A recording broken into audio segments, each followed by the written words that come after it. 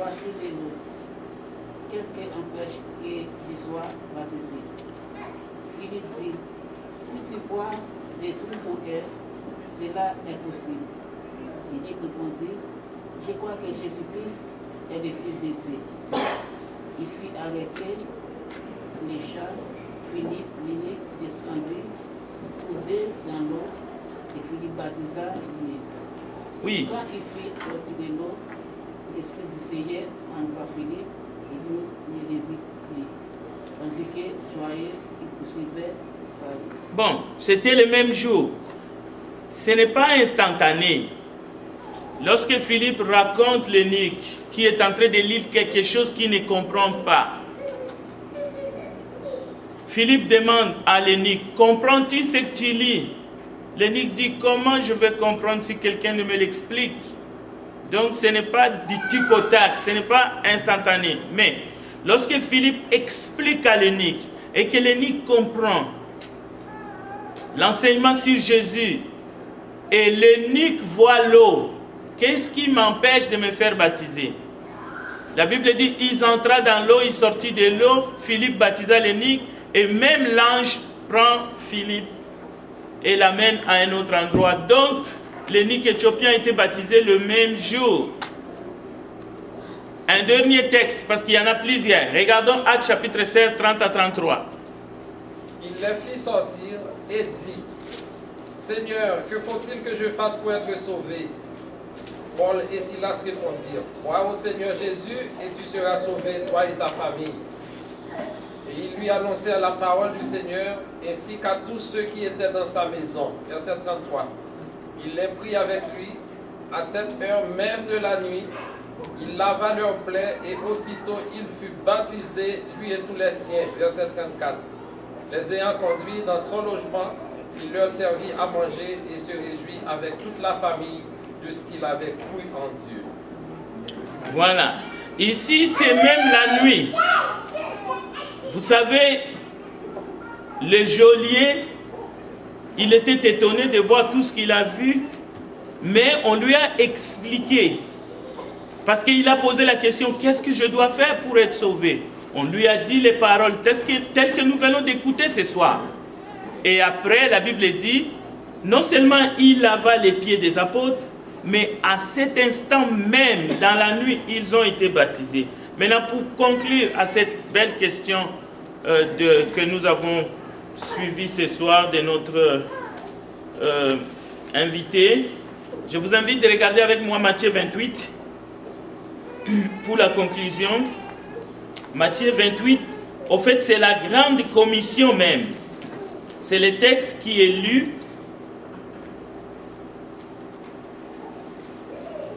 On peut dire que c'est les dernières paroles de Christ avant son ascension. Je lis à partir du verset 18. Jésus s'étant approché leur parlant ainsi. Matthieu 28, 18. Tout pouvoir m'a été donné dans les ciels et sur la terre. Allez, faites de toutes les nations des disciples, les baptisant au nom du Père, du Fils et du Saint-Esprit.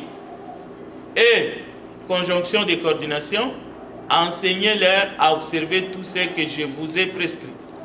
Donc l'enseignement vient après le commandement de baptiser. Mais on ne baptise pas quelqu'un qui ne comprend pas l'enseignement sur qui est Jésus et quelle est la signification du baptême. Ça, c'est les ABC que quelqu'un doit comprendre, doit réfléchir sur la mission de Jésus sur la terre. Et une fois que la personne est baptisée, il devient disciple. Qu'est-ce qu'on fait avec un disciple? On l'enseigne maintenant tout ce que Jésus a prescrit pour qu'il devienne mature. Amen. Mais garder les gens 6 mois, une année, organiser une fois tous les 3 ans pour baptiser les gens, c'est déformer ce que Jésus a enseigné. Et nous avons vu seulement 3 exemples où les jours même, les gens ont entendu l'évangile et ils ont cru et ils se sont repentis, ils étaient baptisés le même jour. Je crois qu'on a assez et il y a d'autres exemples encore qu'on peut aller trouver. Ce sont des exemples dans la Bible. Ce n'est pas des interprétations, ce n'est pas des commentaires, c'est ce qui a été fait et nous devons faire ce qui est écrit dans la Bible, pas ce que les traditions nous disent. Oui, j'ai vu encore une autre main levée. Oui. C'est juste pour faire un rapport à ce que le frère vient de dire.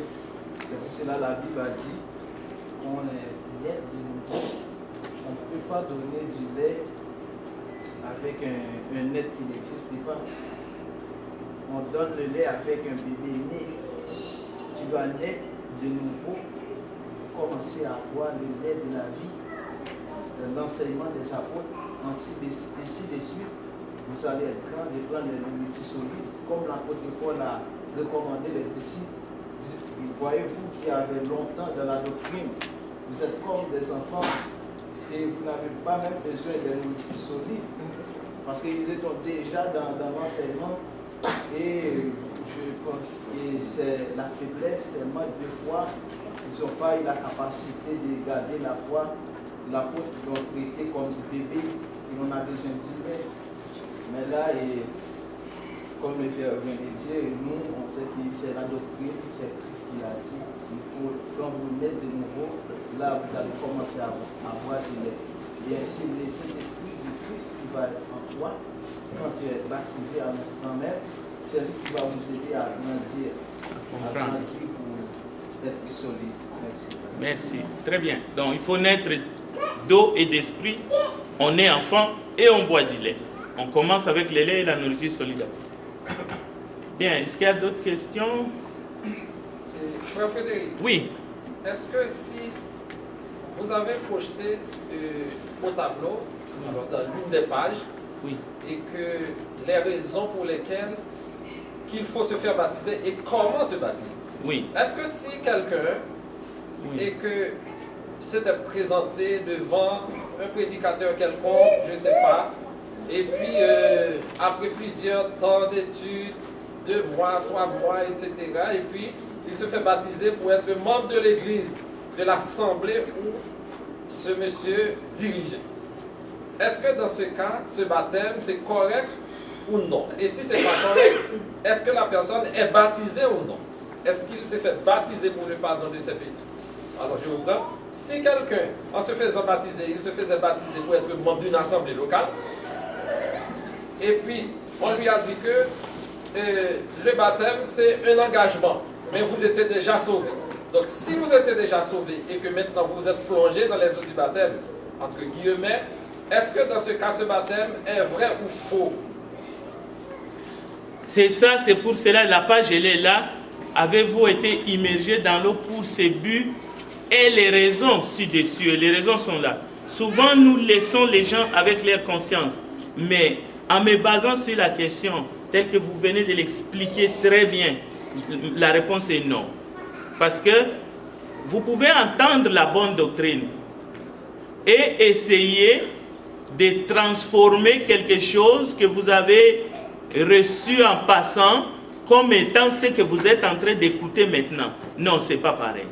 C'est pas pareil, il faut être honnête. On ne peut pas tromper sa propre conscience. Voilà ce que je veux dire. Mais cette question-là, nous la laissons à chacun d'examiner son expérience. Mais souvent, j'ai rencontré des gens, quand ils écoutent la bonne nouvelle de Jésus, telle qu'enseignée par les apôtres, il veut transformer la religion, la tradition, une expérience passée dans sa vie, dans une dénomination, comme étant la sainte doctrine. C'est un piège. C'est ça la page. Non, c'est ça la question. L'évangile, c'est comme la sémence. Si on la sème de la bonne façon, ça va produire la même chose partout. Donc, on ne peut pas s'aimer quelque chose pour avoir la bonne sémence. Non, il faut que la sémence soit pure. Bien, nous avons encore quelques minutes. S'il n'y a pas de questions, je vais appeler notre frère Enrico, que je remercie déjà. Pendant ces 2 jours, il a fait un travail formidable pour continuer. Et n'oubliez pas, avant de partir, il y a les cafés qui nous ont été offerts. Et nous allons aussi avoir l'occasion de nous entretenir en dehors d'ici, dans notre lieu de réunion. 2500 Richard Land. Les adresses sont là, il y a les études sur la table, il y a même les cartes de visite. Et vous pouvez remplir les cartes pour les inviter. Comme ça, nous pouvons reprendre contact avec vous et s'asseoir, passer des heures, examiner les Écritures. Parce qu'aujourd'hui, nous sommes limités avec les temps. Mais nous pouvons passer des heures ensemble en train de regarder la parole de Dieu qui est la nourriture pour nos âmes. Amen. Amen. Que Dieu vous bénisse et merci.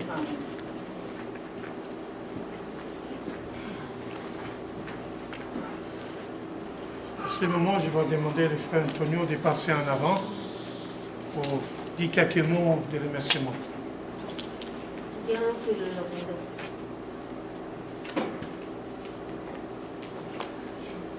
Mon chers frères et sœurs et visiteurs Siena, je suis très content d'être ici avec vous.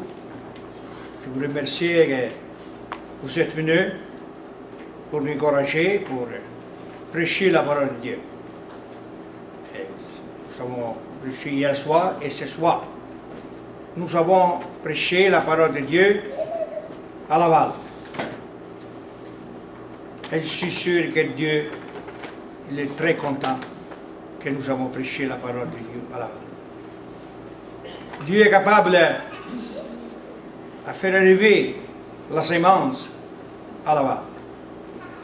C'est sûr, parce que nous savons prêcher la parole ici à Laval. Nous sommes déplacés de la rue Charland pour venir ici, pour prêcher la parole. Et je suis sûr que Dieu vraiment est content.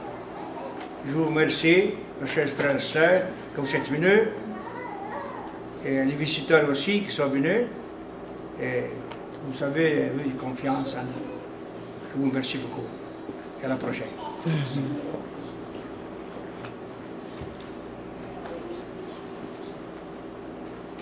Pour terminer, nous allons se mettre debout pour la dernière fois. Nous allons chanter ensemble le numéro 180. Et après ce chant, pour la prière de clôture, je demande au frère Jean Panel de passer en avant. Le numéro 180.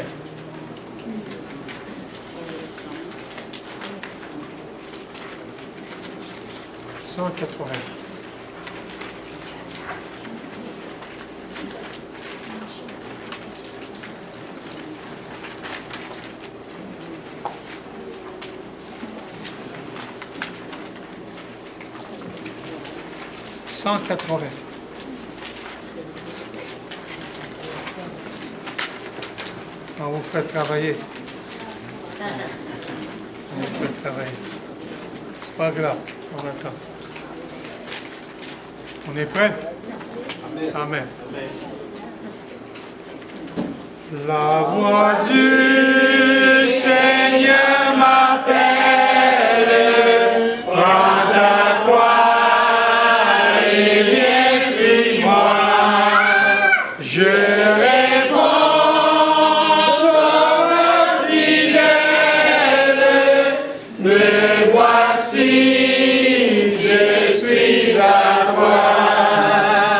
Jusqu'au bout, je vais te suivre.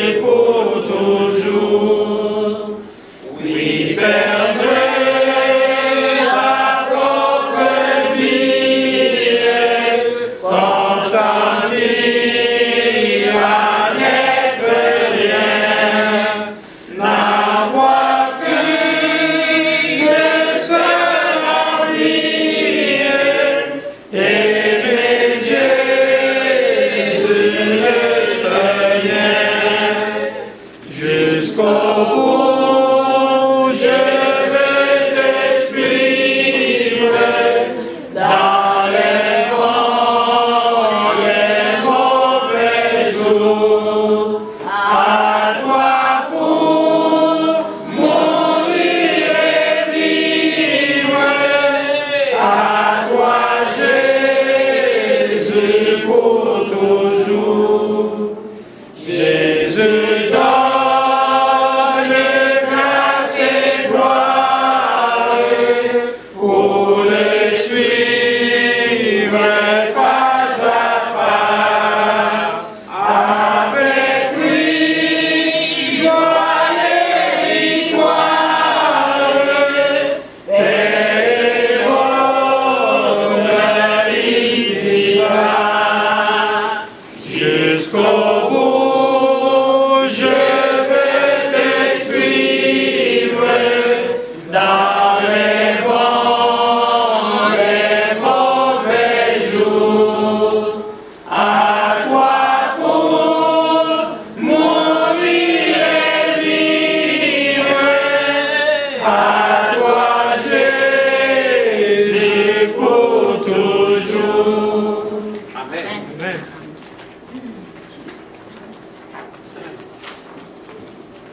Prions.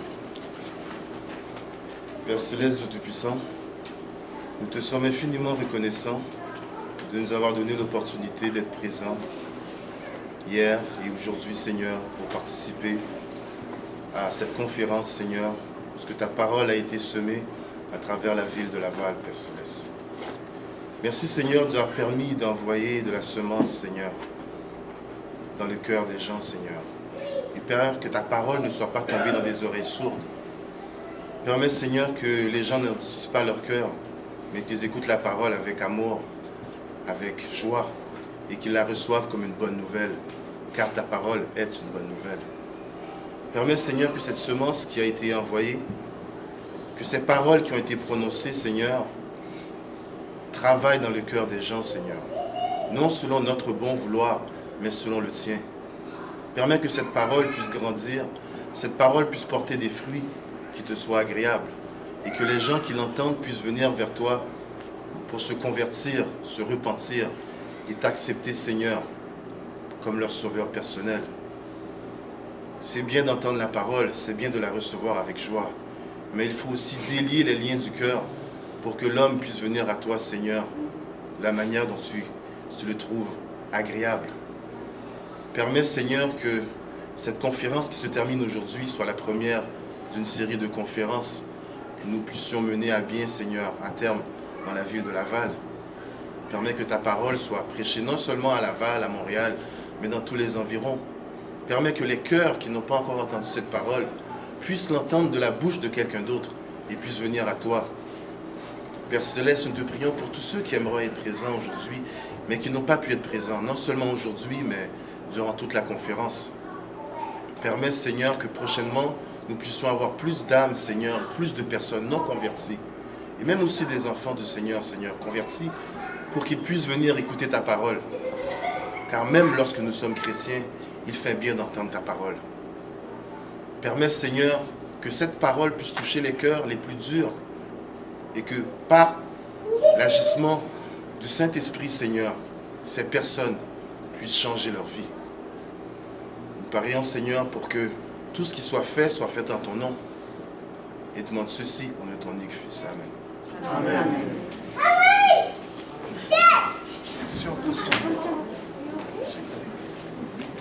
Did you break the wire?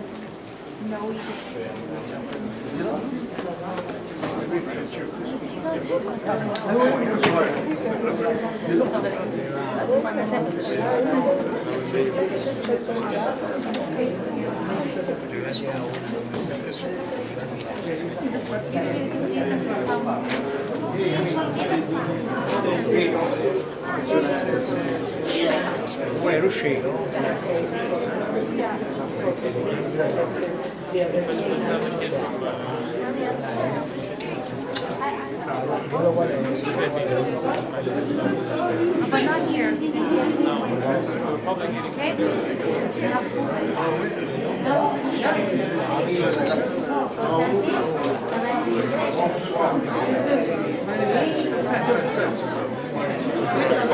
Alguien que todavía no conoce de la luz.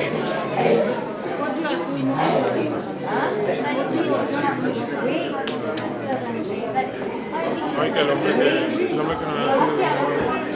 nacido de explicar la Biblia, pues no la va a entender. Si no tiene el Espíritu Santo, no la va a entender. Ahora, el Evangelio sí lo entiende, el que hermano el Evangelio,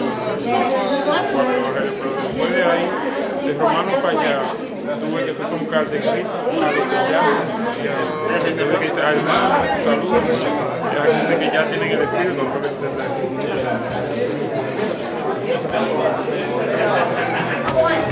No, mira este ejemplo, la primera vez que se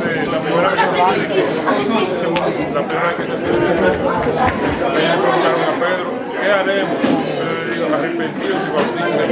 Yo no le digo, no, vengan a estudiar cuando sepan todo.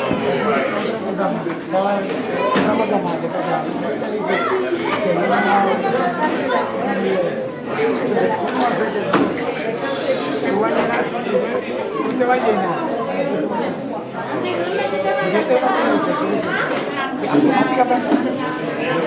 Escuchaste la palabra.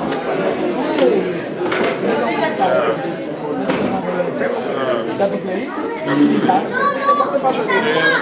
Señor pide que crea, que crea y todo bien.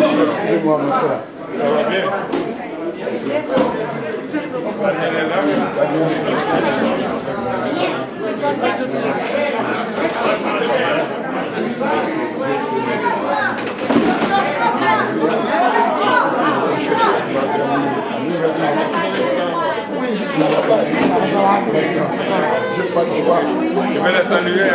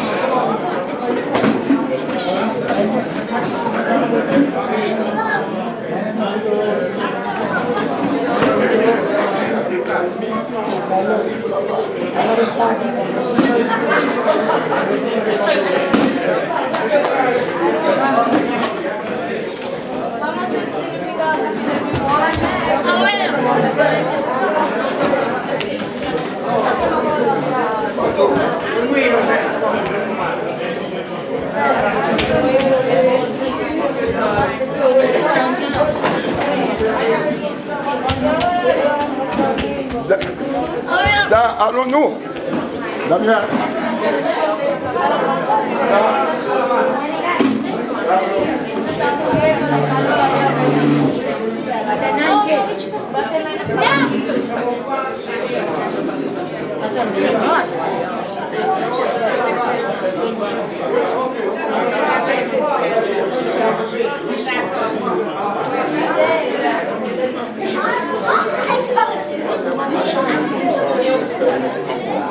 Ok, papa. Ok, papa, faites attention sur la rue, hein? Oui, oui.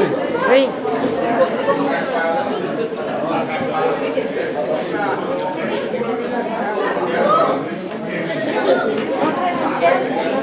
Bonjour.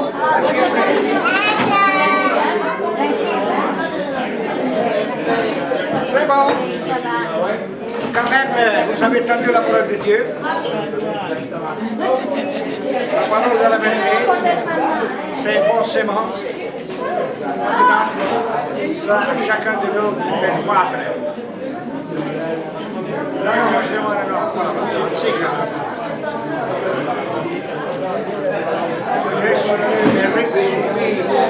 je suis